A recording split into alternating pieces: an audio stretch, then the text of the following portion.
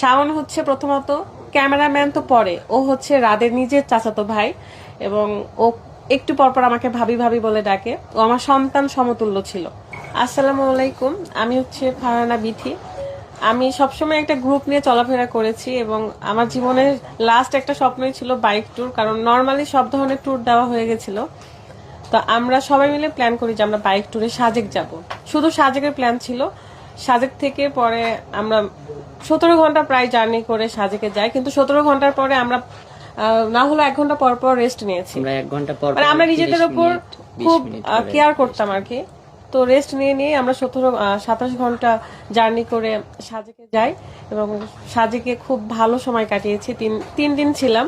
3 দিন পর আমরা সাজেক থেকে রাঙামাটি আসি। দেখেন, সাজেকের এত উঁচু নিচু পাহাড়, সবাই কিন্তু জানে যে কত বিপজ্জনক সেই রাস্তাগুলো। তারপরেও আমরা আল্লাহর রহমতে খুব সুন্দর করে গিয়েছিলাম এবং খুব ভালোভাবে এসেছি, কারণ আমরা দলবদ্ধ হয়ে কি অনেক থাকে না যে কি বলে, অনেক রুলস মেনটেন করে আমরা গিয়েছি, যে স্পিড ব্রেকার দেখলে হাত দিয়ে দেখানো, বা সামনে বাস আসলে বলা। কারণ আমাদের হেলমেটে ডিভাইস ছিল, রাদের হেলমেটে এবং শাওনের হেলমেটে ডিভাইস ছিল, আর একটা ভাইয়ার হেলমেটেও ডিভাইস ছিল। তো সবার সাথে সবার কানেক্ট থাকতো। তো যাই হোক, সাজেকের ট্রিপটা খুব সুন্দর হয়েছে। তারপরে সাজেক থেকে আমরা রাঙামাটি আসি, রাঙামাটি 2 দিন ছিলাম।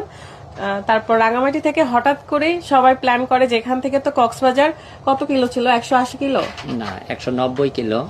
তো সকালবেলায় শাওনি ফার্স্ট টাইম মানে উদ্যোগটা কক্সবাজার যাওয়ার প্ল্যানটা শাওনেরই ছিল, কারণ ও বলছিল যে ভাইয়া বাইক ট্যুরে তো কখনো আর আসবো না, কারণ আমাদের এটা প্ল্যান ছিল যে বাইক ট্যুর এটাই প্রথম, এটাই শেষ, এত দূরে আর কখনো আসবো না। তো ও বলছিল যে হয়তো কক্সবাজার অনেকবার যাব, কিন্তু বাইকে করে আর কখনো আসা হবে না। এই কারণে